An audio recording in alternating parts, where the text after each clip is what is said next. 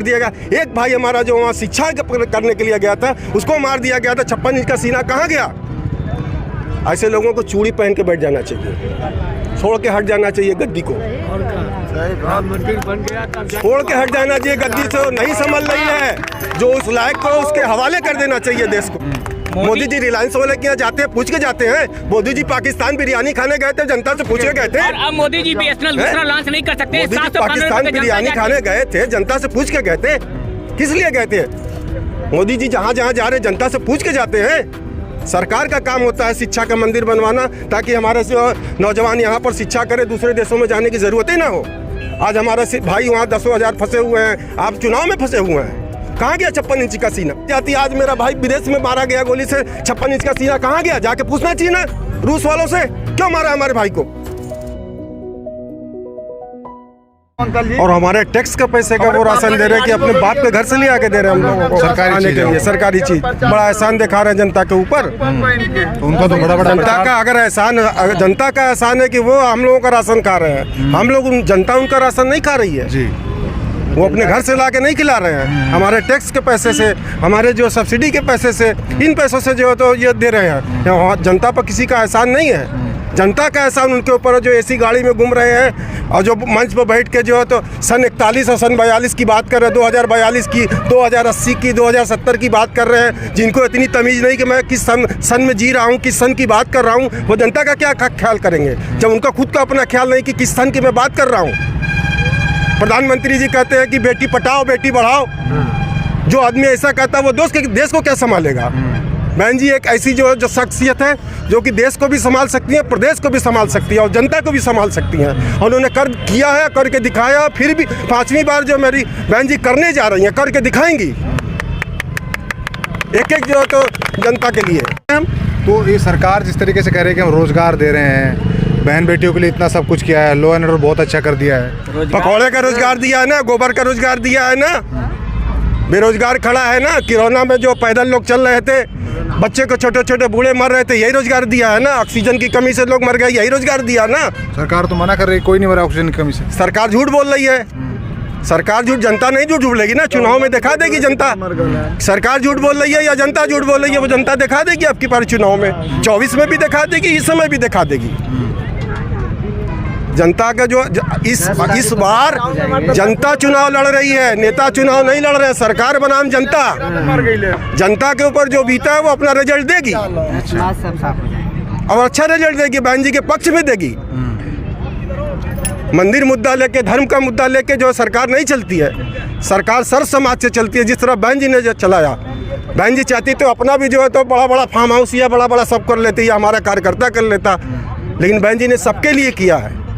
कांसीराम आवास बनवाया, सबके लिए बनवाया। आप जो चाहते हैं हमारे कांसीराम आवास के ऊपर पोत के बोर्ड लगा दे रहे, कह दे रहे हैं कि हमने दिया प्रधानमंत्री आवास योजना। वो बहन जी की योजना, जो बहन जी के जो लोग हैं दबंग लोग खाली करवा के, बीजेपी वाले खाली करवा के वहाँ पर जो है दूसरे को दे दे रहे, कह दे रहे कि ये प्रधानमंत्री आवास योजना, वो कांसीराम आवास योजना थी। अब प्रदेश की जनता जो इनके बहकावे में नहीं आएगी, अब इनका आखिरी टाइम आ गया है। आप लोगों में कहते हैं विनाश काले विपरीत बुद्धि, इन लोगों की बुद्धि भ्रष्ट हो गई है। अब ये 2041 की बात कर रहे हैं, 2070 की बात कर रहे हैं, 2080 की बात कर रहे हैं, जबकि ये 2022 में खड़े हुए हैं। इंटर पास करके फिर 12 इंटर पास करके फिर 12 पास करा के फिर इंटर पास करा रहे हैं।